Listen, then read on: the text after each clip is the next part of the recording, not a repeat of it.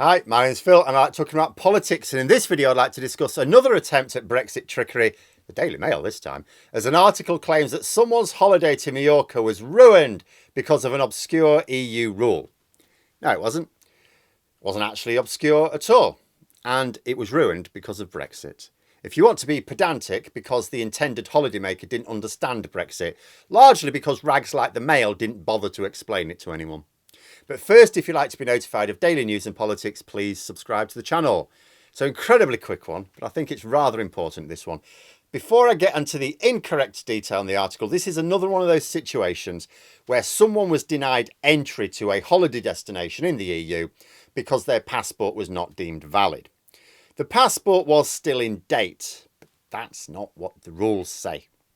So how long do you still need on your passport to travel to a part of the EU? Well, it depends. I mean, the EU generally advise you need at least 3 months left on your non-EU passport. But in the article, it was pointed out that the unfortunate lady in question had 7 months left. So what gives? Well, it's because the EU also make it clear that your passport needed to have been issued within the last 10 years. Plus, you need at least 3 months duration on it on top of that. The lady in question had not. Her passport was issued over 10 years ago.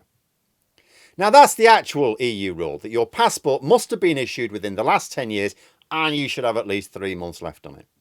Now, the article states that the holidaymaker is a teacher and had checked her passport to make sure there was enough time on it. Now, speaking as a teacher, I would suggest she should have known how to check things out. I have every sympathy, as you'll see why later in the video, but all I can ask is, where did she get her information from on what the rules for travelling to the EU are after we left the EU? Because on the EU website, on the page concerning travelling to the EU with a non-EU passport, it actually states the rule about the passport needing to have been issued in the last 10 years.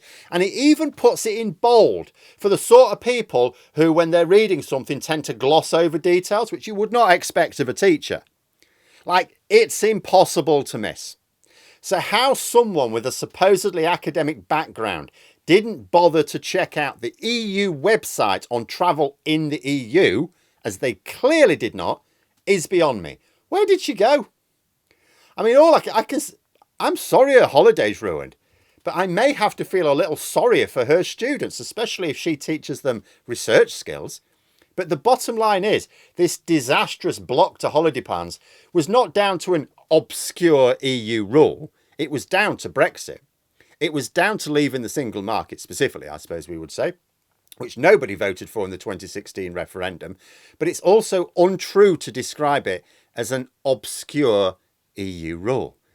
It's in bold to draw your attention to it. I do not know what they could have done to make it less obscure. Perhaps pink elephants dancing around the text with banners saying, read this text in bold, it's really rather important. The article in the Daily Mail, I mean, it's really laying it on thick. This poor teacher was left in tears because of this obscure EU rule, which, as I've just shown, wasn't remotely obscure. She had recently been bereaved, and the suggestion is she thought the holiday might do her good. I have every sympathy. And I can well imagine, I can well understand how it would have absolutely crushed her to have spent that much money on a holiday, got to the airport, thought she's got everything under control and can't get through. But this was not a case of falling foul of circumstances that couldn't be foreseen. It wasn't an obscure rule. It's not one of these rules that applies to like 0.5% of the population. Like, I know about the rule.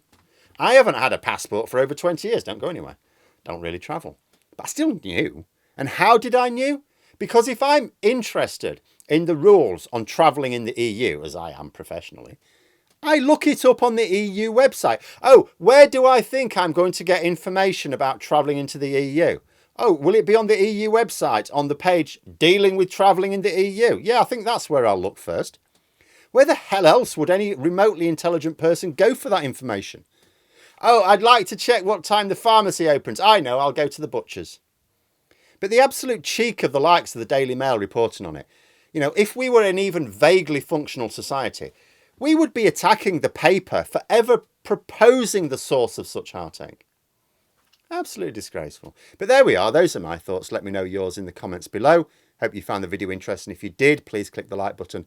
And if you'd like to support the channel further, the join button for memberships. And until next time, I'll see you later.